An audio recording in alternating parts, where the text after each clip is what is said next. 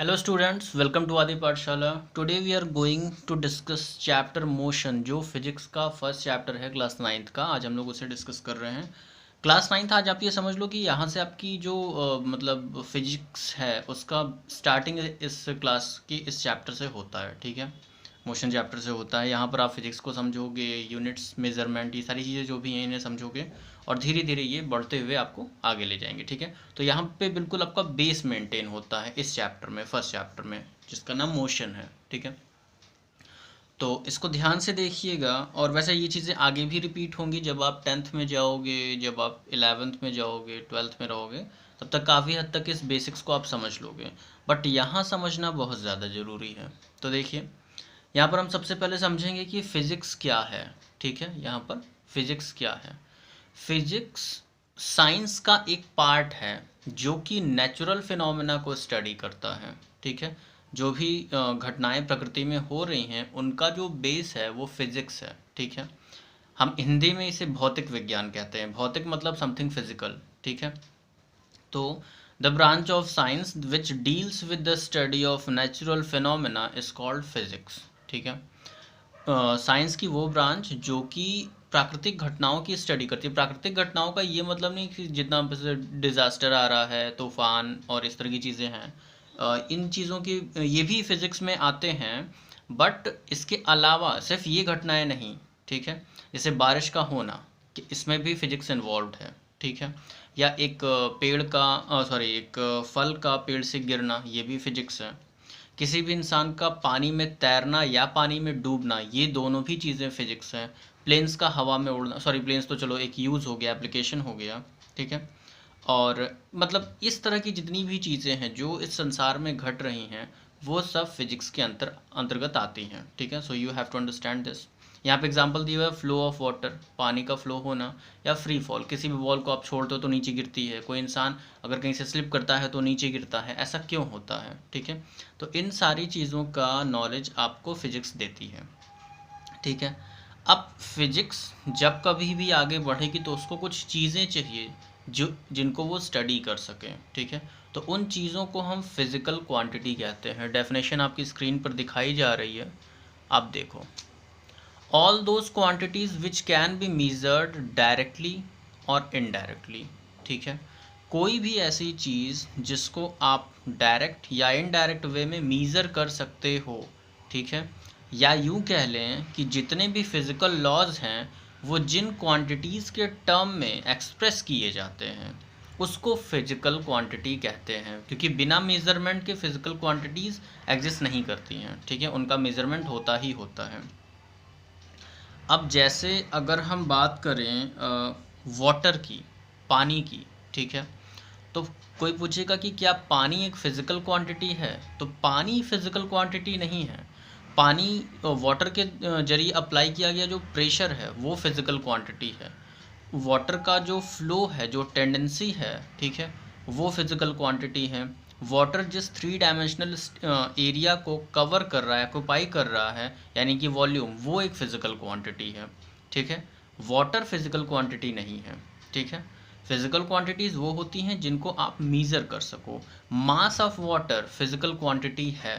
ठीक है, इन सारी चीज़ों को आप समझिए। अभी आपको बहुत डीप में नहीं जाना है। ठीक है, आप बेसिक चीज़ों को समझना कि वो क्वांटिटी, जैसे कि मास, ठीक है, तो हम बोलते हैं 1 kg, 2 kg, 3 kg, जिसको मीज़र कर रहे हो ना, जिसको मीज़र कर पा रहे हो, उसको हम फिज़िकल क्वांटिटी बोलते हैं। यहाँ कुछ एग्जांपल्स दिए गए हैं। वेलोसिटी है, डिस्प्लेसमेंट है, मास है, फोर्स है, मोमेंटम है, चार्ज है, लेंथ है, बहुत सारी चीज़ें होती हैं। ये सब की सब फिज़िकल क्वांटिटी होती है। ठीक, अब फिज़िकल क्वांटिटी कितने टाइप की होती हैं, देखो। जो फिज़िकल क्वांटिटीज़ होती हैं वो बेसिकली अगर देखा जाए तो वो दो टाइप की होती हैं। एक होती है फंडामेंटल, ठीक है, और एक होती है डेराइव्ड। ठीक है, फंडामेंटल एंड डेराइव्ड। बट वो आपको यहाँ नहीं पढ़ना है क्योंकि वो अभी आपकी यूज़ में नहीं है। आपको उनका भी एक एडवांस्ड पार्ट पढ़ना है। ठीक है, और वो फिज़िकल क्वांटिटीज़ होती हैं scalar quantity and vector quantity. ठीक है, एक होता है स्केलर क्वांटिटी और एक होता है वेक्टर क्वांटिटी। इन दोनों को समझने के लिए हमें मीज़रमेंट को समझना होगा, मैग्नीट्यूड को समझना होगा, यूनिट्स को समझना होगा। ठीक है, तो तो सबसे पहले आप आ जाओ मीज़रमेंट क्या होता है। फिजिकल क्वांटिटी हो गई, हमने बोला जिसको मीज़र किया जा सके वो फिजिकल क्वांटिटी होती है। तो व्हाट इज़ मीज़रमेंट? मीज़रमेंट क्या है? मीज़रमेंट क्या है? The process of the process of comparison of a quantity with a standard amount of the physical quantity of same kind। ठीक है, आप ऐसे समझो कि अगर किसी जगह पर आप जाते हो और वहाँ पर आपको, इसको हम लोग एक एग्जांपल से समझ सकते हैं कि आप ये समझ लो कि आप उस समय में आ गए हो, ठीक है, जब कोई यूनिट नहीं हुआ करती थी। ठीक है, तो अगर किसी इंसान को एक किसी भी लेंथ को मीज़र करना होता था तो वो क्या करता होगा? जाहिर है कि वो किसी छोटे से टुकड़े को लेता होगा लकड़ी का। जैसे मान लो एक बड़ी सी लकड़ी है, उसका लेंथ को मीज़र करना है कि ये इसको हम कैसे मीज़र करेंगे। ठीक है, या तो वो क्या करता होगा कि अपने हाथ का जो पाम का साइज़ होता है, ठीक है, जो आपका हाथ का शेप होता है पाम का साइज़, उसके हिसाब से उसको काउंट करता होगा 1 पॉम 2 पॉम 3 4 ऐसे। ठीक है, तो उस आप वहाँ पे क्या हो रहा है कि एक फिक्स लेंथ को एक पाम की लेंथ से, ठीक है, पूरे के पूरे वुड का लेंथ कंपेयर किया जा रहा है और उससे पता चलता है कि ये कितना लंबा है। ठीक है, और जब हम मॉडर्न एरा में आ गए, जब हमारे पास ज़्यादा समय हुआ, हमने चीज़ों को मतलब साइंस बहुत ज़्यादा एडवांस्ड हो गया, तब उसके लिए मीटर, सेंटीमीटर, किलोमीटर ऐसे लेंथ्स आ गई। ठीक है, ऐसे स्केल्स आ गए जिससे हम इन्हें मीज़र कर सकें। ठीक है, तो इस बात को समझिएगा कि the process of comparison, comparison का प्रोसेस शुरू के टाइम में था जिस समय यूनिट्स नहीं आई थी। ठीक है, बट बेसिक डेफिनेशन यही होती है इसकी। ठीक है, मीज़रमेंट का, किसी भी चीज़ के मीज़रमेंट का। जैसे आपको एक बड़े से टैंकर में पानी रखा है तो आप उसे कैसे समझोगे कि इसमें कितना पानी है? मान लो आपको ये नहीं पता कि आप इसमें वॉल्यूम का आपको कोई कॉन्सेप्ट नहीं पता है, कैपेसिटी का कोई कॉन्सेप्ट नहीं पता है, आपको सिर्फ आपके हाथ में एक छोटा सा बर्तन दे दिया है, ठीक है, एक छोटा सा पॉट है और बड़े से टैंकर में पानी, बोला इसमें कितना पानी है, तो आप क्या करोगे कि एक छोटे से पॉट से पानी निकालोगे, उस पानी को जितना उसमें क्वांटिटी है, ठीक है, उसको कई बार रिपीट करोगे उस प्रोसेस को। जैसे एक बार आपने पानी निकाला और आपने देखा कि 20 टाइम्स में पूरा टैंकर आपने खाली कर दिया, तो आप बोलोगे कि इसमें 20 पॉट्स पानी है। ठीक है, मतलब उस पॉट से 20 टाइम्स ही पानी ज़्यादा है। वैसे ही आप बिना यूनिट का जब मीज़रमेंट होता है तब हम इस चीज़ का यूज़ करते हैं। ठीक है, तो यही हमारी बेसिक डेफिनेशन हो गई। लेकिन आगे चल करके हमने देखा कि भाई कोई पॉट से मीज़र कर रहा है, ठीक है, अगर कोई पॉट से मीज़र कर रहा है तो हो सकता है किसी का पॉट बड़ा हो छोटा हो, तो हमें ये नहीं समझ में आया कि हम इसको फिक्स कैसे करें। ठीक है, तब रिसर्चर्स ने लेंथ को, टाइम को, कैपेसिटी को, इन सारी चीज़ों को एक फिक्स्ड स्टैंडर्ड पे रखा और उसके अकॉर्डिंग, ठीक है, उसके अकॉर्डिंग चीज़ों को मीज़र करना शुरू किया। तब एक नई चीज़ हमारे सामने आई, वो थी यूनिट। ठीक है, अब आप देखो, measurement of a physical quantity requires two things, first is numerical value and second is unit. ध्यान से देखिएगा इसे, बिना नंबर के तब हम किसी भी चीज़ को नहीं समझ सकते। ये 2 है, 3 है, 4 है, 10 है, 5 है, क्या है ये हमें समझना होगा। और दूसरी चीज़ होती है यूनिट। ठीक है, बिना यूनिट के हम उसे नहीं जान सकते। इसकी यूनिट सबसे मोस्ट इम्पॉर्टेंट चीज़ है। मतलब फिजिकल क्वांटिटी को 2 चीज़ों से एक्सप्रेस किया जाता है, पहला है नंबर और दूसरी है यूनिट। ठीक है, आप एग्जाम्पल पे देखो, जैसे यहाँ पर कोई एक वायर है, ठीक है, जिसकी लेंथ को L नाम दिया गया। ठीक, बोला ये कितना है, किसी ने बोला सर ये 10 है। अब 10 क्या है? 10 मीटर है, 10 सेंटीमीटर है, 10 किलोमीटर है, और आप इसको 10 कैसे कह रहे हो, किस बेस पे कह रहे हो, ये समझ में नहीं आ रहा है। बट जैसे ही यहाँ पर मीटर या सेंटीमीटर या किलोमीटर लगा, अब इसको सही तरीके से एक्सप्रेस किया गया है। अगर 10 मीटर है तो जाहिर है कि ये सेंटीमीटर के केस में 1000 सेंटीमीटर होगा। ठीक है, आपने पढ़ा होगा 1 मीटर इक्वल टू 100 सेंटीमीटर, तो यहाँ 100 से मल्टीप्लाई करोगे तो 1000 सेंटीमीटर हो जाएगा। मतलब इसको एक फिक्स स्टैंडर्ड से कंपेयर कराया गया है। ठीक है, और इतनी बातें बताने के बाद आई होप मेरी बातें आपको समझ में आ गई हैं। अब हम लोग इसके आगे बढ़ते हैं।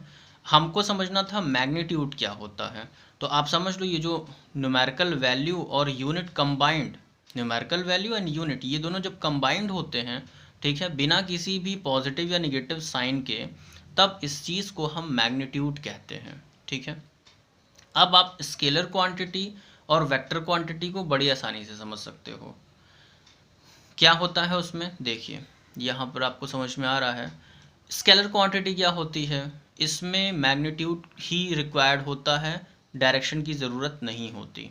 अब आप बोलोगे सर इसमें डायरेक्शन का क्या खेल है। देखो डायरेक्शन का होना या ना होना ये थोड़ी सी एडवांस चीज़ें हैं, ठीक है। अभी आपको सिर्फ इतना जान लेना है कि स्केलर क्वांटिटी वो होती है जिसमें सिर्फ मैग्नीट्यूड मैटर करता है। जैसे मास, ठीक है, या मास की अगर हम बात करें तो हम बोलते हैं कि 10 kg है, इसका मास 10 kg है। उन मास मतलब नंबर ऑफ या क्वांटिटी ऑफ पार्टिकल्स, ठीक है। तो अगर किसी चीज़ का मास 10 kg है, उसका अपवर्ड डायरेक्शन, डाउनवर्ड डायरेक्शन या कैसा भी डायरेक्शन से कोई लेना देना नहीं है, ठीक है। तो मास एक स्केलर क्वांटिटी है। लेंथ को डायरेक्शन से कोई लेना देना नहीं है, डिस्टेंस को डायरेक्शन से कोई लेना देना नहीं है, ठीक है। डिस्टेंस हमेशा बढ़ती है या कभी कभी ज़ीरो भी होती है। ये सब ही जितनी भी चीज़ें हैं वो सब थोड़ी सी डीप हैं, ये जैसे जैसे आप आगे स्टडी करोगे आपको समझ में आएगा, ठीक है। तो स्केलर क्वांटिटी क्या होती है, only magnitude, it requires only magnitude, no direction.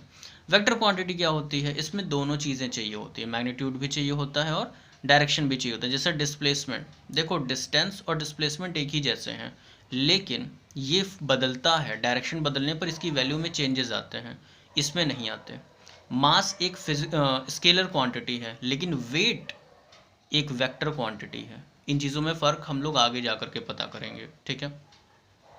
अभी के लिए आपको बेसिक जानना है, स्केलर क्वांटिटी क्या होती है, वेक्टर क्वांटिटी क्या होती है, ये हम समझ चुके हैं, ठीक है।